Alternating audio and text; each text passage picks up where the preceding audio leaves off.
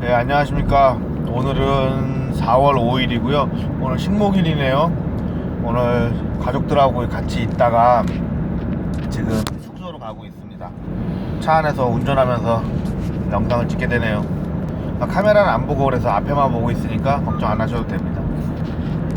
자, 오늘 여러분에게 드리고 싶은 말씀은 나의 죄를 나에게 물어보라 라는 제목으로 좀 말씀을 드리고 싶어요. 여러분, 죄라고 하는 게 어떤 것이라고 생각하시는지 저는 잘 모르겠지만, 제가 생각하는 죄라는 건 그런 거예요.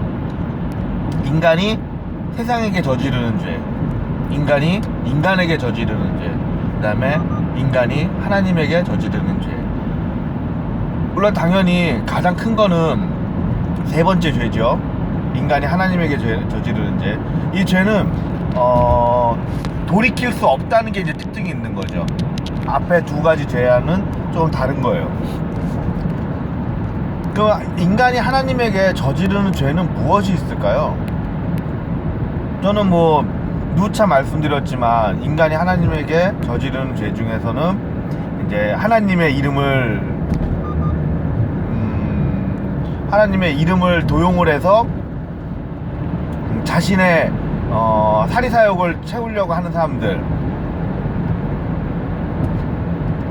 이 사람들이 이제 저는 이제 가장 크게 잘못된 사람이라고 생각을 하고, 그 다음에 하나님의 말씀을 전파하려고 하는데 안 좋은 수단으로 전파하려고 하는 사람들, 전 이것도 문제라고 생각을 해요.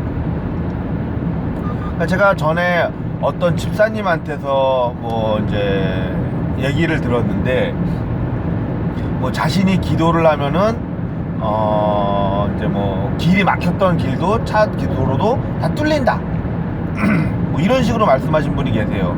우리는 전부 다 그게 어이없는 소리라는 걸 알고 있잖아요. 근데 문제는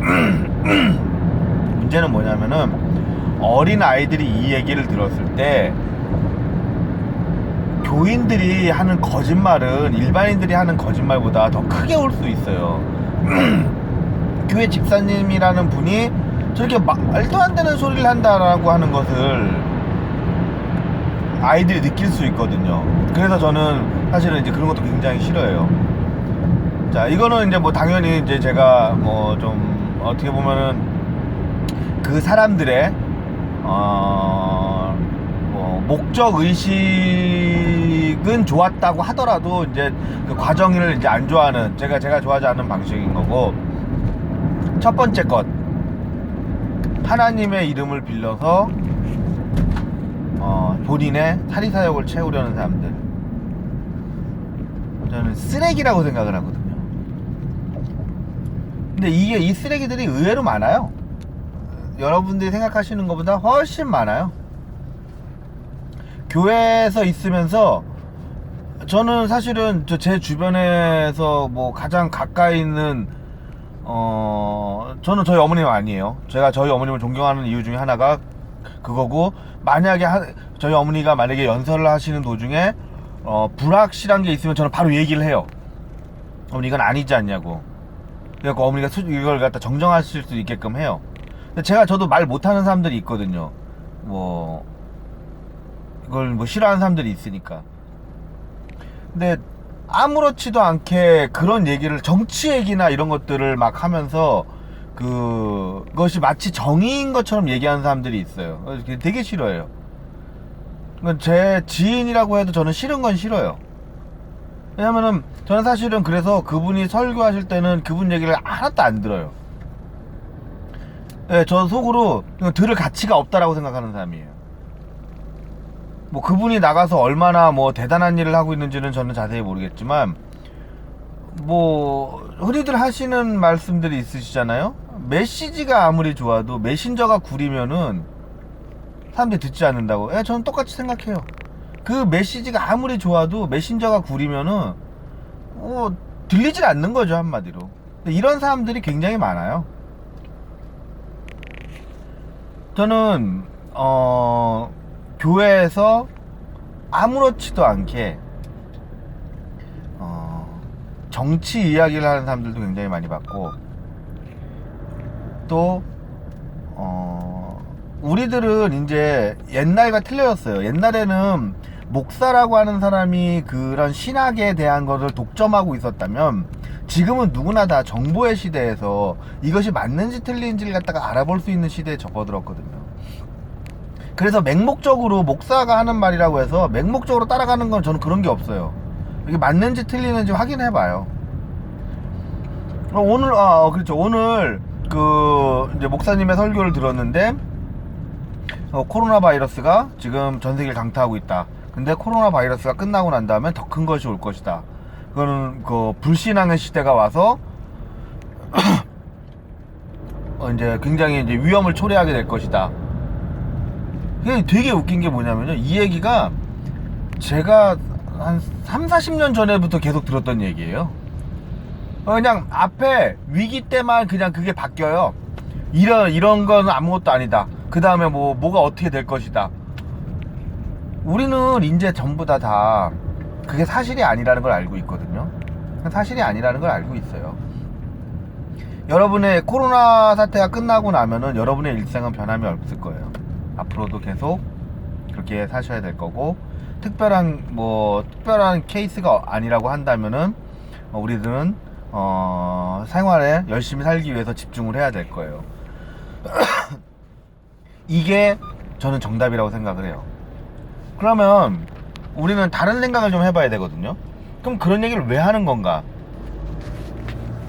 왜 그런 얘기를 통해서 신도들에게 어떻게 보면 겁을 주고 있는 건가?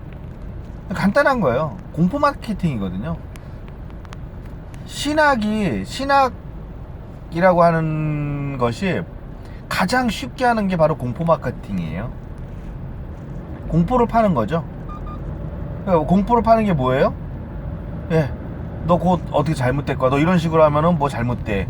너 이런 식으로 하면은 너 곧 불행해질 거야. 여러분 스스로 생각해 보세요. 여러분이 지금 당장 교회 안 나온다 그래갖고 무슨 일 안 생겨요. 여러분이, 저도 이제 기도 그러니까 아침 저녁으로 해야겠습니다. 이렇게 하고 싶습니다. 내가 해야겠습니다라고 얘기하는데 저도 빼먹은 적 있거든요. 솔직히 까먹은 적 있어요. 무슨 일 안 생겨요. 그거는 하나님이 나중에 결정하실 문제인 거지, 내가 이렇게 이걸 안 한다 그래갖고 당장 내가 무슨 천벌을 받느냐, 그런 거 아니에요. 여러분도 다 알고 계시잖아요. 자, 제가 말씀드리고 싶은 건 이거예요. 근데 왜 목사님은 그렇게 얘기를 하시는가? 왜 무엇인가 굉장히 잘못될 것처럼 얘기를 하시는가? 간단합니다. 저는 되게 간단하다고 생각을 해요. 그게 집단을 이루는데 도움이 되기 때문인 거. 우리는 진실하게 살아야 돼요. 깨끗하게 살아야 됩니다. 하지만 그건 굉장히 어려운 거죠. 실제로 그렇게 살 수 있는 사람은 몇 안 돼요. 우리는 하나님의 말씀을 듣는 시대에 살진 않아요. 옛날과 달라졌습니다. 하나님께서 직접 말씀을 해주시는 그런 시대가 이제는 안 와요. 언젠가 성경에 말씀하신 것처럼 언젠가 인류는 종말을 맞이할 겁니다. 그거는 과학자들이 다 얘기를 해요. 모든 신학 중에서 성경이 가장 위대한 이유는 종말을 알고 있기 때문이에요. 종말을 예언한 유일한 곳이 성경이기 때문이에요.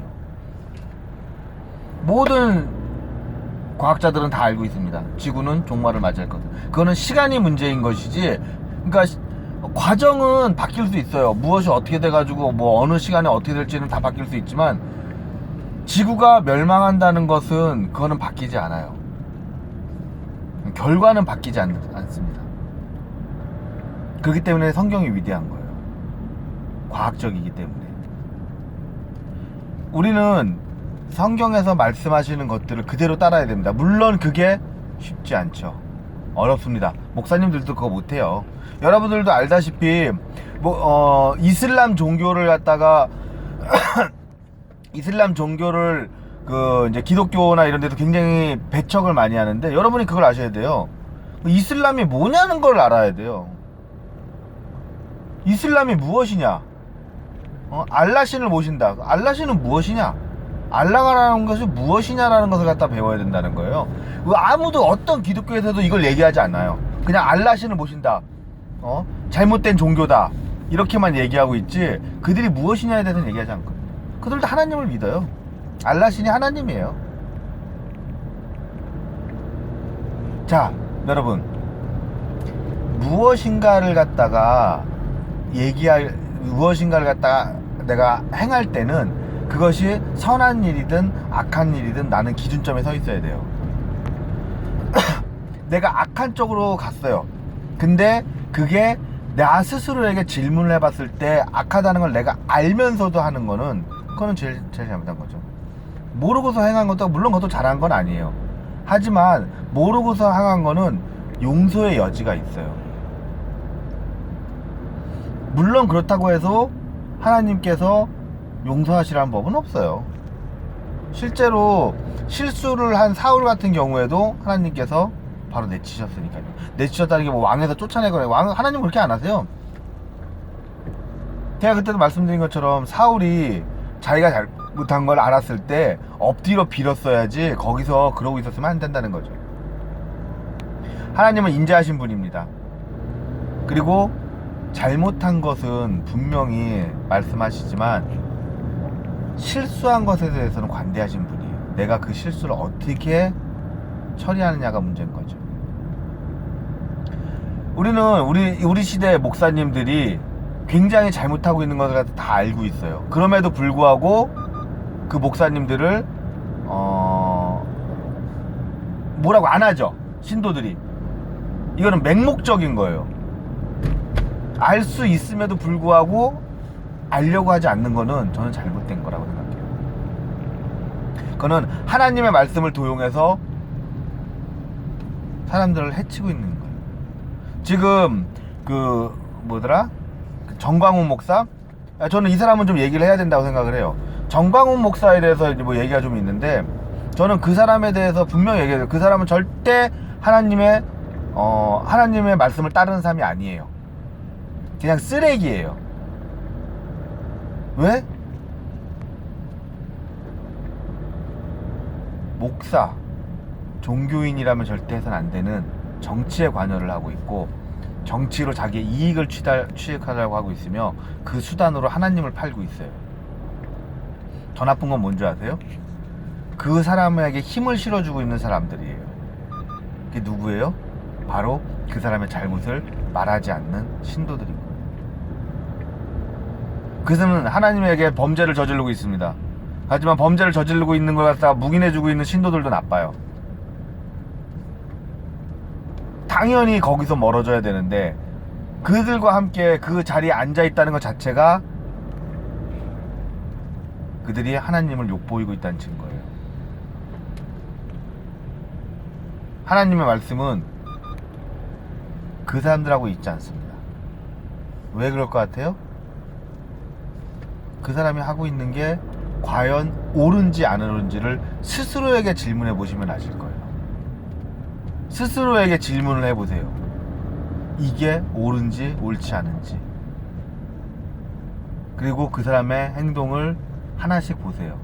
그 사람이 과연 하나님의 말씀을 전파하기 위해서 그러는 건지 본인의 이익을 위해서 하는 건지. 우리는 이거를 갖다가 이제 알 수 있는 능력이 있어요. 알아볼 수 있는 능력이 있고 객관적으로 판단할 수 있어요. 여러분들도 당연히 그게 가능하시다는 걸 다 알고 있어요. 근데 그걸 묵인해 줘서는 안 돼요. 이제는 그것을 안 된다, 잘못됐다라고 말할 수 있어야 돼요. 우리 스스로 하나님에게 내침을 받지 않으려면은 잘못된 건 잘못됐다라고 얘기할 수 있어야 돼요. 그래야 우리도 노아의 방주에 탈 수 있는 거예요. 여러분은 그렇게 하실 거라고 믿습니다. 여러분 스스로가 그런 일을 보고 가만히 있지 않으실 거라고 저는 믿습니다. 우리는 그렇게 승리할 거라고 믿고요. 자, 이제 수요일 날이 다시 올 겁니다. 제가 영상을 녹화하면서도 계속 출장 다니느라고 업로드를 못하고 있는데 꼭 가서 내일은 한꺼번에 다 하도록 하겠습니다. 감사합니다. 축복받은 일주일 되세요.